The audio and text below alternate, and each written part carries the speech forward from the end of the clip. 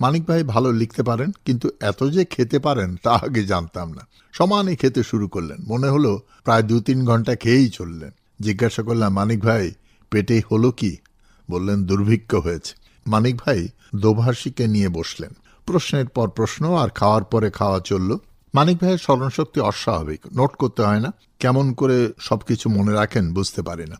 যা হোক, আমিও একটি মাস্টারকে নিয়ে পড়লাম। ভদ্রলোক ইংরেজি জানেন না, দোভাষী তার কথা আমাকে বুঝাইয়া দেয়, আমার কথা তাকে। আলোচনাটা পরে উল্লেখ করব।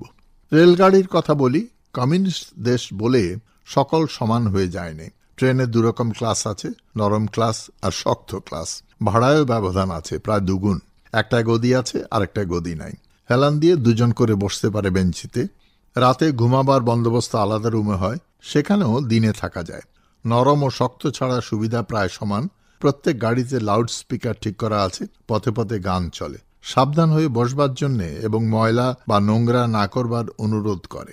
বড় বড় নেতাদের রেকর্ড করা বক্তৃতা শোনানো হয়, কোনো খবর থাকলে বলা হয়। আর স্টেশনের নিকটে আসলে 15 মিনিট পূর্বেই বলে দেওয়া হয় সামনে অমুক স্টেশন। যাত্রীদের তাতে খুবই সুবিধা হয়, চিৎকার করে জিজ্ঞাসা করে বেড়াতে হয় না। অনেক সময় ঘুমাইয়া থাকার জন্যে অথবা নতুন মানুষকে জানতে না পেরে স্টেশন পার হয়ে চলে যেতে হয় না। এমনি প্রত্যেক স্টেশনে বলে দেওয়া হয়। মাঝে মাঝে এসে কামরাগুলো পরিষ্কার করে দিয়ে যায়, কোনো ময়লা পড়ে থাকলে মুছে নিয়ে যায়। পরিষ্কার পরিচ্ছন্নতার দিকে খুবই খেয়াল। গাড়িতে খাবার ঘরও আছে, যাদের খাওয়ার দরকার হয় খেয়ে নেয়।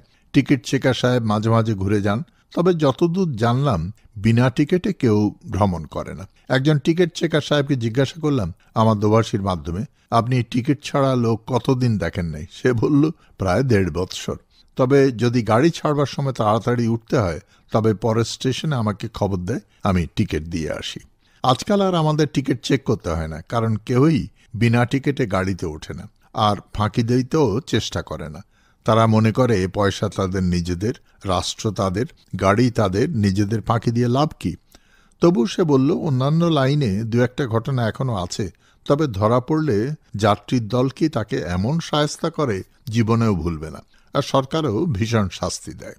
তাকে জিজ্ঞাসা করলাম, আপনি কি চিয়াং কাইশেকের সময় চাকরি করতেন? উত্তর, হ্যাঁ। তবে এরা আপনাকে রাখলো কেন? তিনি বললেন, আমরা অনেকেই আছি, বিশেষ করে যারা ঘুষ খেতাম না। ঘুষ যারা খেত তারা অনেকে পালিয়ে গেছে। আমাদের পূর্বেই ইউনিয়ন ছিল, আমি ইউনিয়নের সদস্য ছিলাম গোপনে।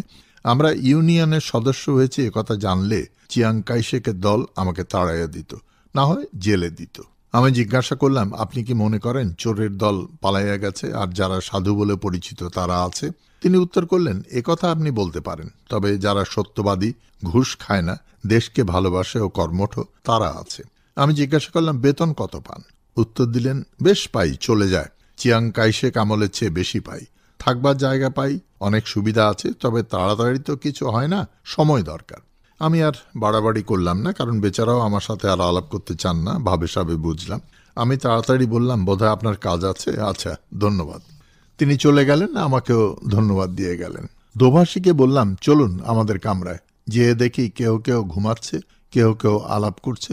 ইলিয়াস এদিক ওদিক ছোটাছুটি করছে, একথা জিজ্ঞেস করছে, ওটা জিজ্ঞেস করছে। ওর জানবার আকাঙ্ক্ষা থেকে মনে হলো বোধহয় এই মুহূর্তেই নয়া চীনের সকল বিষয় জেনে নিতে চায়। আমি বাহিরের দিকে চেয়ে দেশটাকে ভালো করে দেখতে লাগলাম। মনে হলো এটা আমার পূর্ব বাংলার মতো সকল কিছু। সবুজ ধানের ক্ষেত, চারদিকে বড় বড় গাছ, মাঝে মাঝে মাটির ঘরের গ্রাম, ছোট ছোট নদী, ট্রেনটা পার হয়ে যাচ্ছে। অনেকে আবার কোদাল দিয়া জমি ঠিক করছে। বেশ লাগছে দেশটা। পরে চা খেলাম, 2 রকমের চা হাজির করলো। একরকম চা আমরা খেয়ে থাকি, দুধ চিনি দেয়া। আরেক রকম চা, যাহা চীনের লোকেরা খেয়ে থাকে, দুধ চিনি ছাড়া শুধু পাতার চা, সাথে কিছুটা হলদে কাঁচা পাতা দিয়ে করা। খেতে বেশ লাগলো, খুব উপকারী শুনলাম।